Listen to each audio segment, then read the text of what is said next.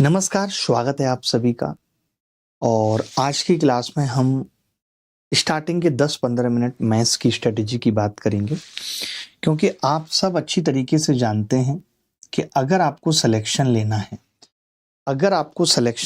तो सिलेक्शन लेने के लिए सबसे ज़रूरी चीज़ है कि आपको आज के दौर की हाई कट ऑफ क्लियर करनी पड़ेगी। हर एग्ज़ाम की कट ऑफ अच्छी खासी जा रही है। अब उस हाई कट ऑफ को क्लियर करने के लिए मैथ्स के अंदर 100% स्कोर चाहिए, और ये 100% स्कोर ऐसे ही संभव नहीं है, इतना आसान नहीं है। आप देख रहे हैं कल के पेपर में भी बच्चे 28 करके आए, 29 करके आए, 90 में 90 नंबर वाले बच्चे बड़े कम हैं। यानी 100% स्कोर करना इतना आसान भी नहीं है, वो भी 15 मिनट में 25 क्वेश्चन। ये और बड़ी बात है कि हम उस टाइम लिमिट में जो एसएससी हमें देगी, क्या हम उस टाइम लिमिट में पूरे 100% सवाल कर पाएंगे या नहीं कर पाएंगे, ये सबसे ज्यादा। और वो भी सिर्फ सवाल करना मायने नहीं रखता, क्या हम उन सवालों को करेक्ट कर पाएंगे। और करेक्ट करने के लिए आपको स्पीड और एक्यूरेसी दोनों ही चाहिए, कि आप एक्यूरेट भी कर पाते हैं और स्पीड भी आपकी अच्छी है कि 15 मिनट में कर पाते हैं। तो इन सब चीज़ों पे हम बात करेंगे, आप धीरे धीरे हमारे साथ जुड़ रहे हैं। उसमें पहली स्टेप यही होती है कि सिलेबस को कंप्लीट करना। सेकंड है कि भैया आप चैप्टर वाइज प्रैक्टिस करेंगे।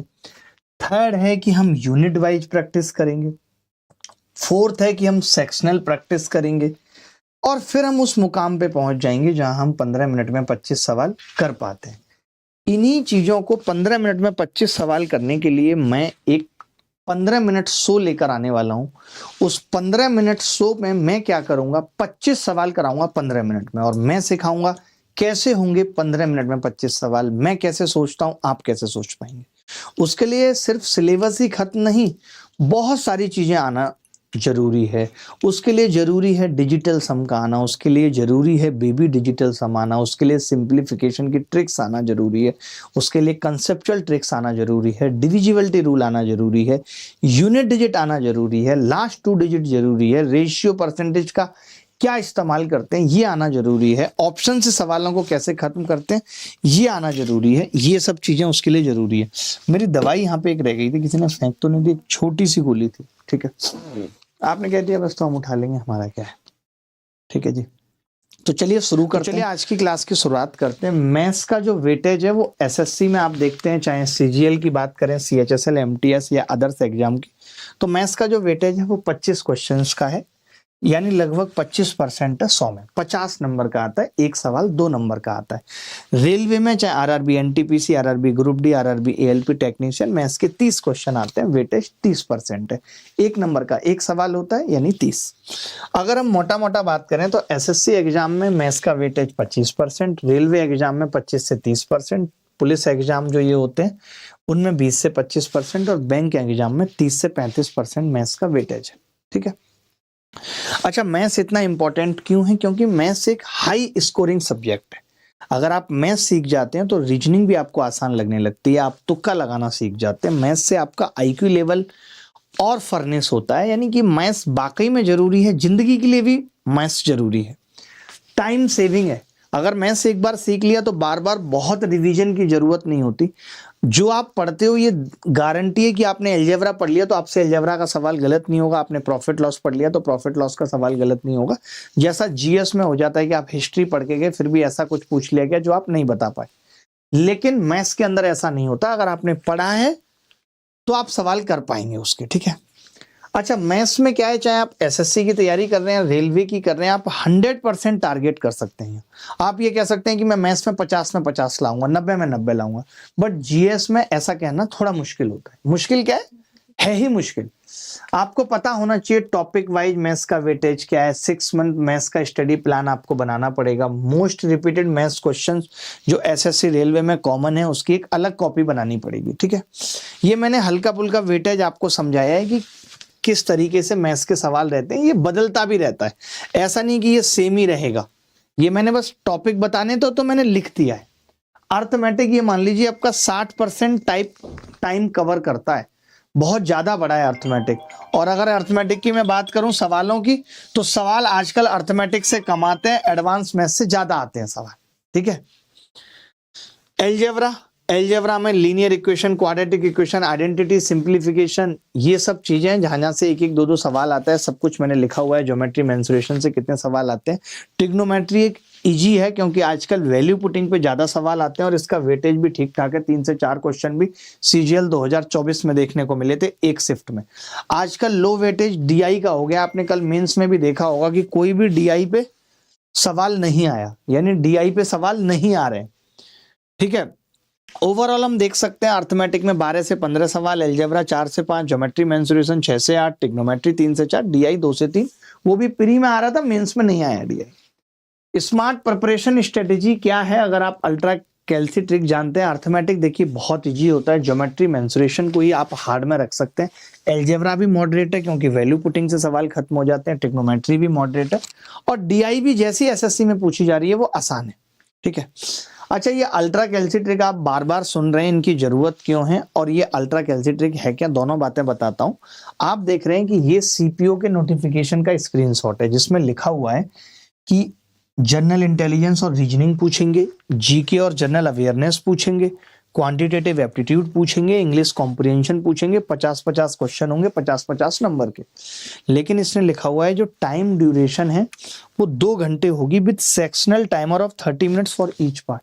तो ये एक बड़ी बात इस बार एसएससी ने कही कि हम इसमें सेक्शनल टाइम देंगे।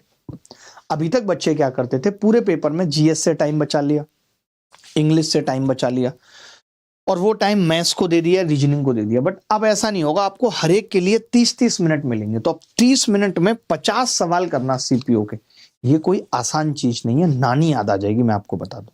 नहीं लगता आपको नानी याद आ जाएगी? आ जाएगी। तो अल्ट्रा कैल्सी ट्रिक बेसिकली इसीलिए हमने बनाई या इसीलिए बार बार और भी बना रहे हैं। रोज कुछ ना कुछ नया सीखते हैं और आपको बताते हैं ताकि आप पेपर के अंदर 30 मिनट में 50 सवाल कर पाए। अच्छा, एसएससी मैथ्स की स्ट्रेटेजी क्या होनी चाहिए? कुछ 3 पिलर रोड मैप जैसा मैं आपको बता देता हूं। देखिए, स्पीड में ही सब कुछ है। अगर कॉन्सेप्ट आता है पर कैलकुलेशन धीमी है तो पेपर पूरा किसी स्थिति में नहीं हो पाएगा, ना ही आपका सिलेक्शन हो पाएगा।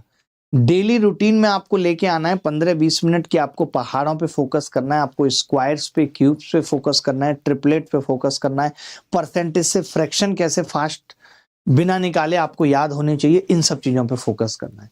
अल्टीमेट रिसोर्स वही अल्ट्रा कैल्सी ट्रिक और कंसेप्चुअल ट्रिक। अब हमने और इसमें नाम ऐड कर दिया कंसेप्चुअल ट्रिक। कंसेप्चुअल ट्रिक क्या है? बेसिकली लेटेस्ट मेथड, कि अब आपको अपने ओल्ड मेथड छोड़ के, जो ओल्ड मेथड है उनको थोड़ा छोड़ना पड़ेगा। आप जब तक पुराने मेथड छोड़ेंगे नहीं तब तक नई चीजें नहीं सीखेंगे। कंसेप्चुअल ट्रिक से यह मतलब है न्यू मेथड्स जो आपको सीखने हैं, जिस टाइप के सवाल पेपर में पूछे जा रहे हैं वो सब क्या है? New methods. ठीक है, क्यों जरूरी है अल्ट्रा कैल्सी ट्रिक्स? मैं आपको बता दूं कि ये सिर्फ जोड़ घटाने सिखाने को कैलकुलेशन नहीं कहते हम। वहां पे ऑप्शंस का इस्तेमाल कैसे करना है, डिजिटल सम का कैसे करना है, यूनिट डिजिट का कैसे करना है, अप्रोक्सीमेशन का कैसे करना है, 11 की डिविजिबिलिटी से सवालों को कैसे तोड़ना है, ये सब कुछ भी हम उसमें सिखाते हैं। आपको इस बैच के साथ साथ भी सिखाएंगे। अच्छा, टॉपिक्स लिंक करके पढ़ना है। जैसे परसेंटेज है तो परसेंटेज के साथ simple interest, compound, profit loss और डिस्काउंट खत्म कर लेना। जैसे रेशियो पढ़ रहे हो तो रेशियो, पार्टनरशिप, एजेज और मिक्सचर एलिगेशन एक ही तरीके की चीज है, इसको एक साथ पढ़ो। टाइम से जुड़े सवाल कर रहे हो तो फिर टाइम एंड वर्क और टाइम स्पीड एंड डिस्टेंस सब कुछ एक साथ खत्म करो, ये हमने लिखा हुआ है। अच्छा, पेन पॉइंट सॉल्यूशन क्या है? जैसे रेशियो, परसेंटेज, ये सब चीजें बच्चा दिमाग में रख नहीं पड़ता, उसे बार बार याद दिलाना पड़ता है। तो इसका एक ही तरीका है कि आपको साथ साथ रिवीजन करना पड़ेगा। रोज पढ़ाई शुरू करने से पहले 15 मिनट निकालें, पिछले चैप्टर के 5 मुश्किल सवाल जिनको आपने पहले गोला कर रखा था उनको रिवाइज करें। बिना रिवीजन के चीजों को दिमाग में रख पाना मुश्किल है। प्रॉब्लम क्या होती है? प्रॉब्लम यही होती है कि कॉन्सेप्ट पता है बट सवाल नहीं लग पाता, उस टाइम भूल जाते हैं। तो क्यों भूल जाते हैं? मैं आपको एक एग्जांपल से समझाता हूं। जब आप पहली बार कहीं जाते हैं, एक बार गए आप तो दोबारा भी जाते हैं, तो फिर आपको वो रोड ऐसा नहीं कि आपको पहली बार में पूरी याद हो जाती है यहां से मुड़ना है, आपको फिर भी रुक रुक के पूछना पड़ता है या नहीं? लेकिन अगर आप 8-10 बार चले गए, उसका घर उसी मोहल्ले में, रोज आपकी स्कूटी उसको छोड़ने जाती है, फिर आपको ऐसा रट जाता है रोड कि अब आप कुछ भी कर रहे हैं, गाने भी सुन रहे हैं तो भी आपकी स्टीयरिंग अपने आप उधर मुड़ जाएगी या आपकी बाइक का हैंडल अपने आप उधर मुड़ जाएगा।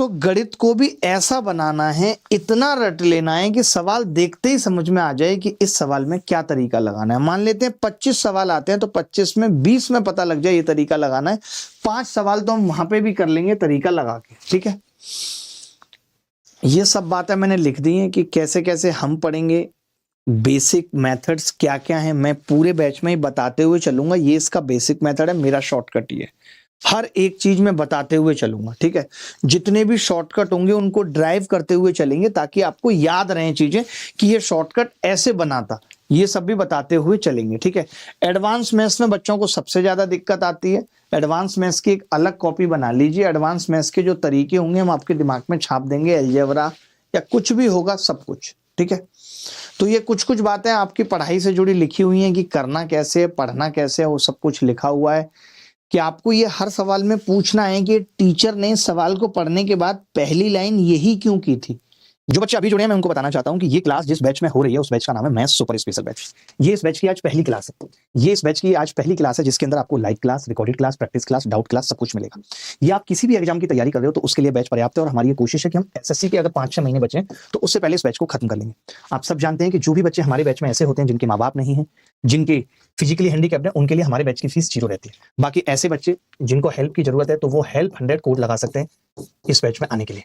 ठीक है, और आप इस बैच से पढ़ सकते हैं। आज आप पहली क्लास में देखेंगे भी कि हमारा सवालों को करने का तरीका क्या है, नजरिया क्या है, हम कितनी तेज पढ़ाते हैं, क्या करते हैं, नहीं करते हैं। ठीक है, उस हिसाब से पढ़ेंगे। ठीक है, अच्छा, एक जो मैंने बताया कि बहुत सारे ऐसे बच्चे हैं जो कहीं ना कहीं पढ़ चुके हैं, जो पूरा गणित नहीं पढ़ना चाहते, तो आज आखिरी दिन है और आज के बाद ये बैच बंद हो जाएगा, जिस बैच का नाम है कैलकुलेशन बैच। हमने आज का बोला था कल का, मुझे याद नहीं है एग्जैक्ट। तो ये कैलकुलेशन बैच 22 दिसंबर से स्टार्ट हुआ था, अभी तक सिर्फ 7 क्लासेस हुई हैं और यूपीएसआई से पहले ये बैच खत्म हो जाएगा। आप इस बैच में सिर्फ ट्रिक सीख सकते हैं, ये बैच सिर्फ ट्रिक सीखने का बैच है। ठीक है,